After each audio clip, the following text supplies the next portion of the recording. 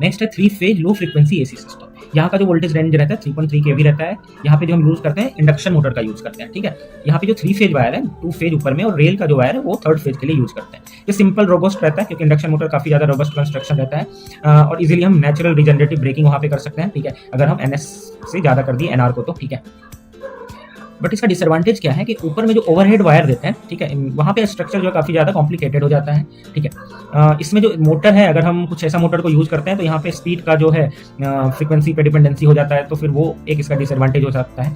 और इसमें जो है अनइक्वल जो व्हील की साइज होती है वहाँ से लोड इम्बैलेंस हो जाता है। हमें ज़्यादा डिटेल में नहीं जाना है अनइक्वल व्हील साइज के ऊपर, ठीक है। तो ये है इसका 3 फेज लो फ्रीक्वेंसी सिस्टम का, ये भी हमारे इंडिया में मोस्टली यूज़ नहीं होता है। अब एक आता है कंपोजिट सिस्टम। कंपोजिट सिस्टम क्या होता है, ये अगर सिंगल फेज को 3 फेज में कन्वर्ट करेगा या फिर सिंगल फेज को डीसी सिस्टम में कन्वर्ट करेगा, ठीक है। जो हमारे इंडियन रेलवे में यूज होता है मोस्टली ये यूज होता है, इसको हम देखेंगे। जो सिंगल फेज टू 3 फेज है ना, इसमें हम कन्वर्टर वगैरह लगा करके 16 के भी 50 हर्ट्ज कन्वर्टर को हम कन्वर्ट करते हैं 3 फेज एसी में, ठीक है।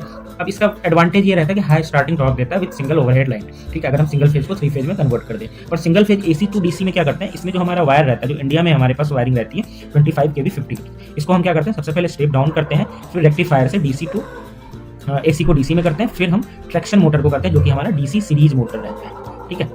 ये जो है मोस्टली जगह पे इलेक्ट्रिफिकेशन में यूज हो रहा है। इवन हमारे इंडियन रेलवे में भी यही यूज होता है। अगर हम ओवरव्यू देख ले तो डीसी होता है, सिंगल फेज एसी रहता है, 3 फेज एसी और कंपोजिट रहता है। इसका आप एक ओवरव्यू देख सकते हैं, कहाँ पे क्या यूज होता है, कहाँ पे कौन सा मोटर हमारा यूज